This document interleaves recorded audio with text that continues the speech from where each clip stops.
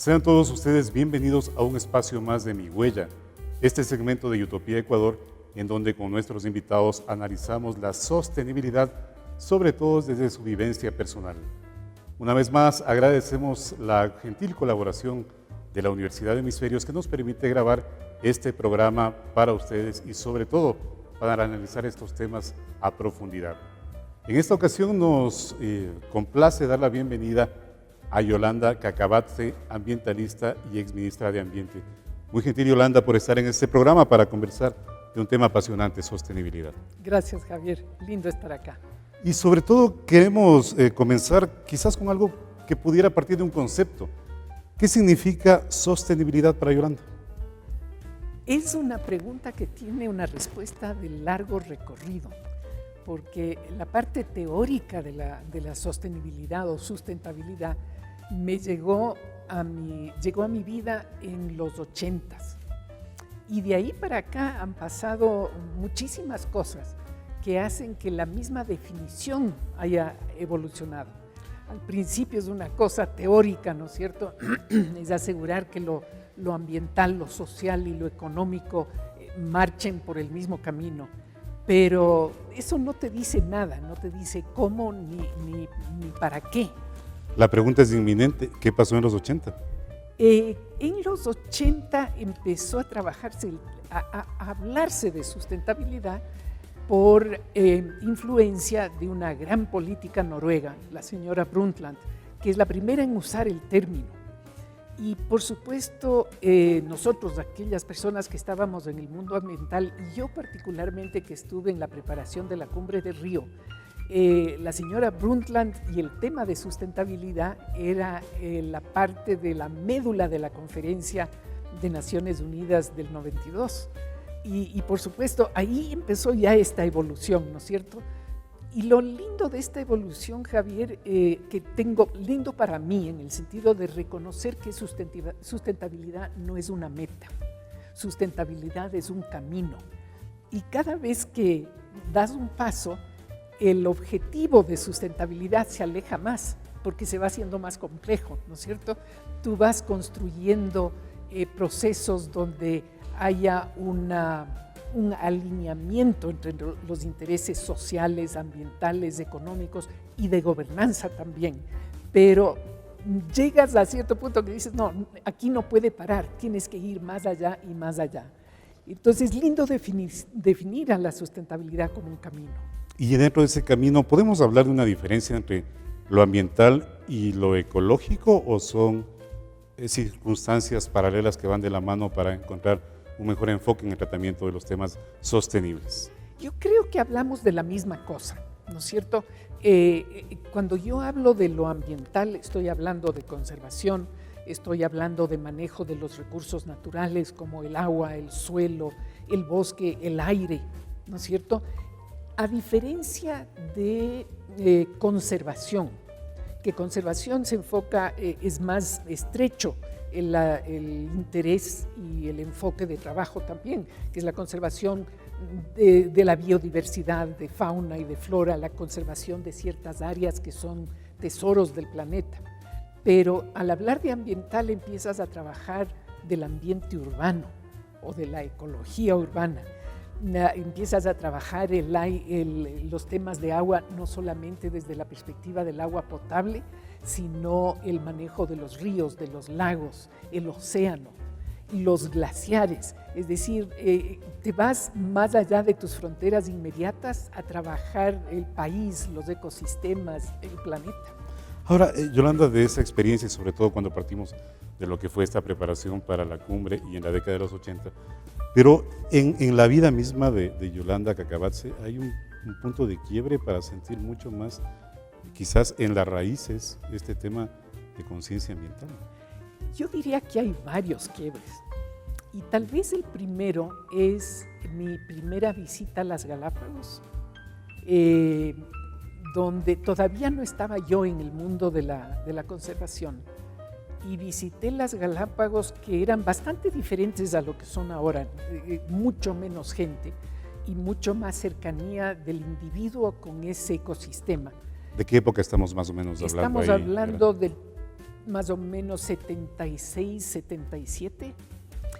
Y en ese momento, Javier, o después de unos 2 o 3 días en las Galápagos, el primer golpe que tuve, llamo golpe porque fue impactante, el reconocimiento de que uno es una especie más, de que el ser humano no está por encima de la naturaleza, sino que eres una especie más y las especies de las Galápagos te ven así, te ven como, ¿qué haces aquí? ¿No es cierto?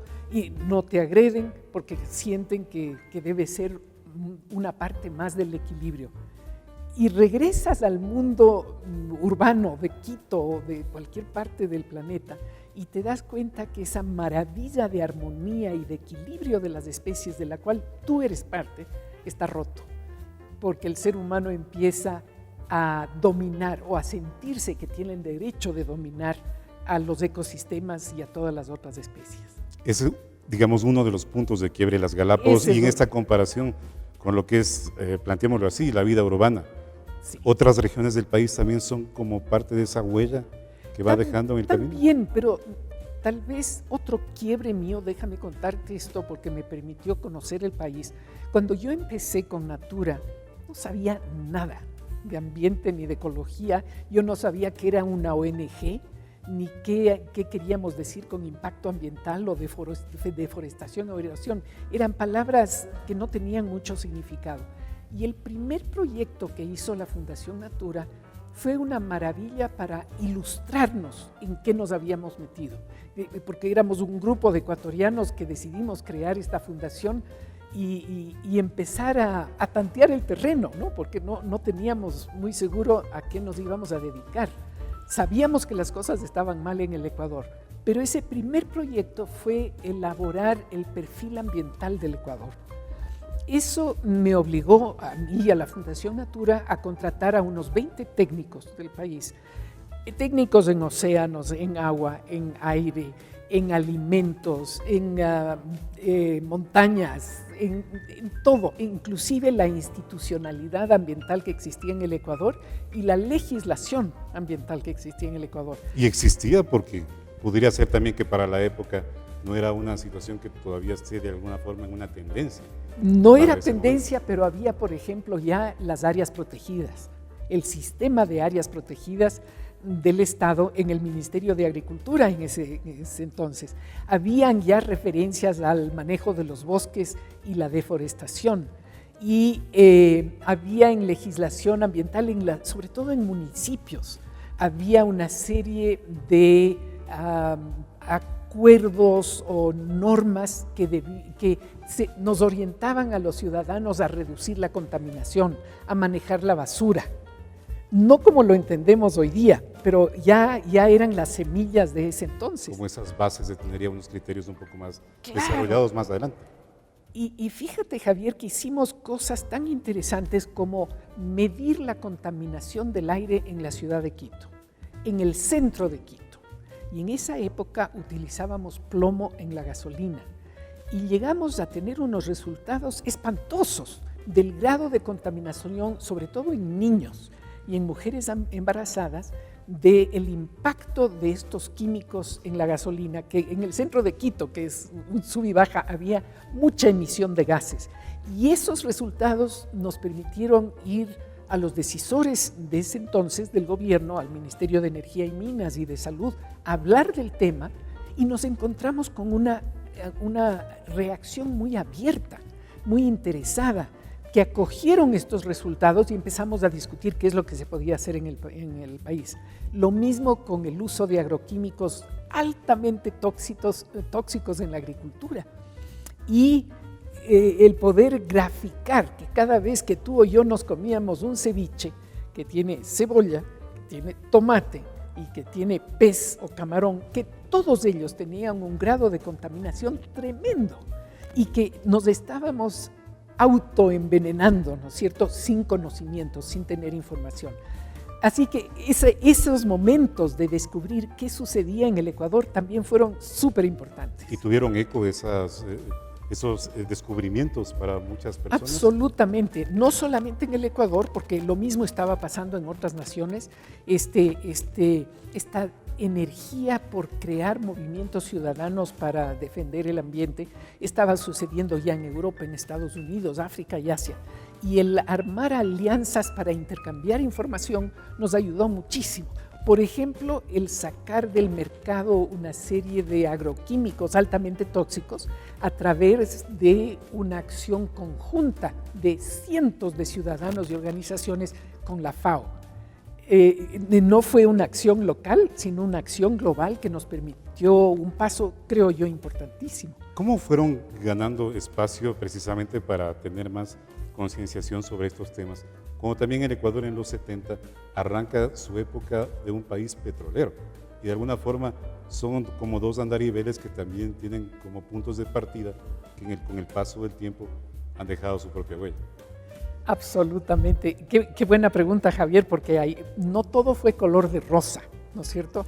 El tema petrolero, yo recuerdo una vez una visita a un gerente de una petrolera que me mandó sacando de la oficina.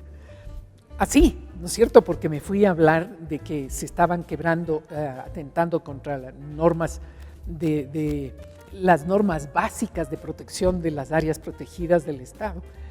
Así que hubieron luchas duras, pero yo diría que la clave del éxito de nuestro trabajo en Natura fue que siempre veníamos con propuestas. No veníamos únicamente a criticar y atacar. El ataque era la última arma que utilizábamos. La primera era la conversación y la negociación para trabajar juntos con el decisor de un ministerio, del gobierno central, con alcaldes, con gerentes de empresas que en esa época yo no creo que ninguna de estas personas tenía la intención de destruir el Ecuador y que por ignorancia estaban haciendo las cosas muy mal.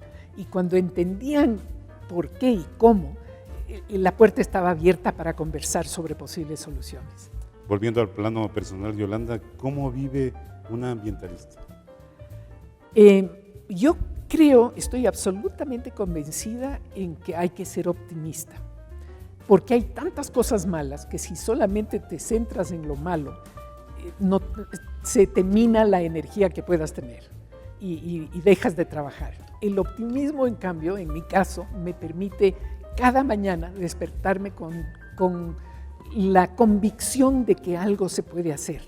Por más pequeñito que sea el paso que nuestro país, nuestra ciudad, nuestro continente o en un tema se pueda dar, ya es un motivo de alivio cuando piensas en el futuro, sobre todo para de aquí a 10, 20, 30 años, ¿no es cierto? ¿Y qué tan complejo es llevar una vida sostenible en lo personal, en lo familiar y obviamente con la sociedad y la comunidad? Bueno, en lo familiar yo creo que hay que preguntarles a los que me rodean que dicen, ya, mamá, ya no más, pero toda mi familia... ¿Y por qué hacen de alguna forma, esas expresiones de...? Por ejemplo, cuando digo que no hay que desperdiciar comida y alimentos, ¿no es cierto? Que ese es uno de los temas que más me apasionan en este momento. Pero al mismo tiempo estoy rodeado de amigos y familiares que son totalmente convencidos de que tenemos que hacer algo, de que Hay muchas veces, Javier, el argumento en las personas que dices, pero yo solita no puedo cambiar. Mentira. Tú solito puedes dar pasitos pequeños para ir construyendo algo mejor, ¿no es cierto?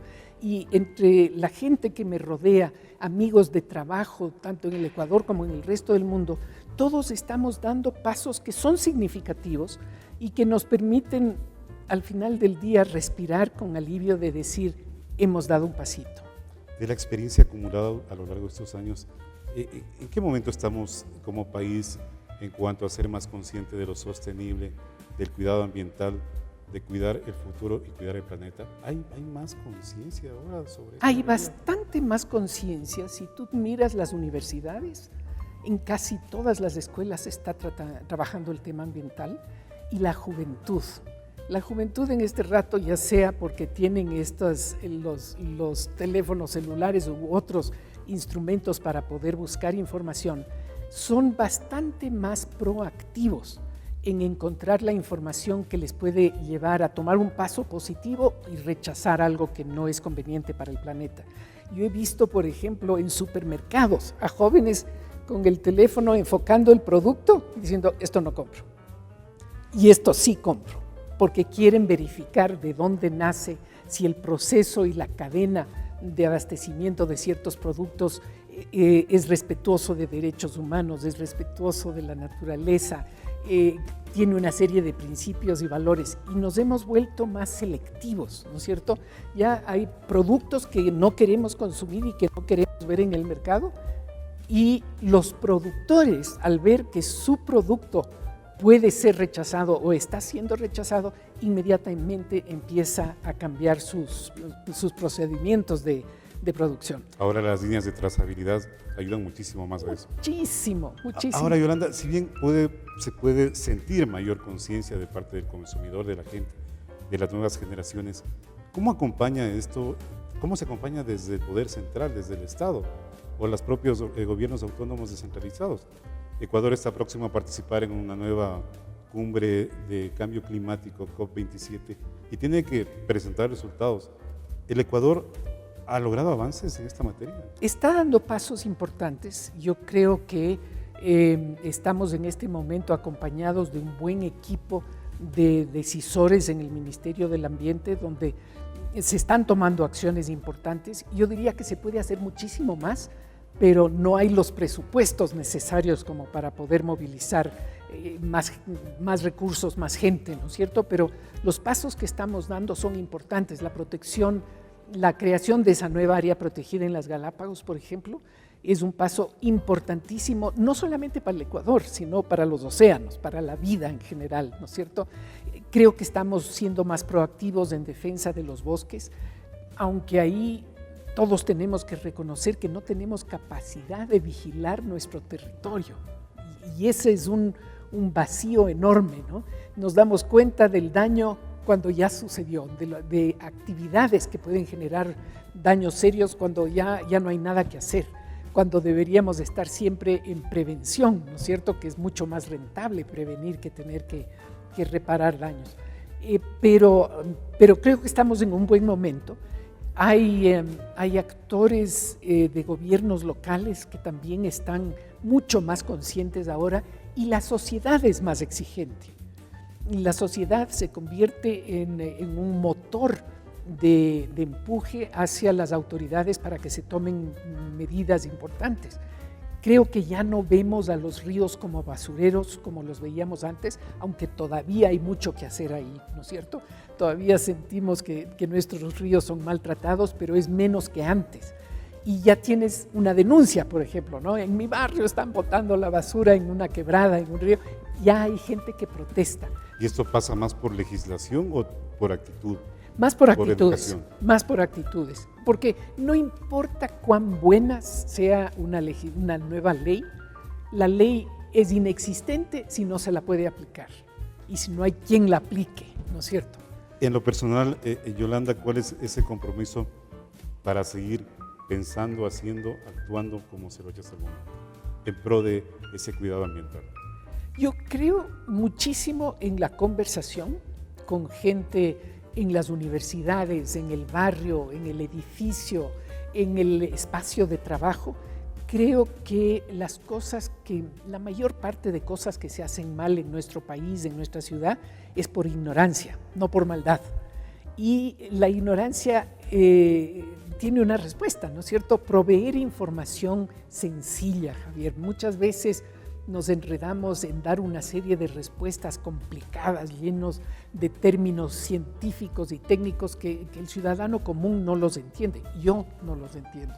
Y siento que la comunicación sobre temas complejos hacia gente que no necesariamente es especialista, sino el ciudadano común es urgente, es importante, es necesaria para cambiar las cosas. Desde arriba solamente no pasa nada. Dictar leyes no tiene ningún efecto si no hay gente que pueda responder con su cambio de actitudes y de formas de vida. Y desde ese enfoque, Yolanda, ¿cuál es el compromiso suyo para seguir aportando a lo sostenible? Sigo todos los días con una cantidad de actividades que a veces no me alcanzan las 24 horas del día para poder responder a todas ellas, pero creo que hay que involucrarse. El dar recetas a distancia no es una solución.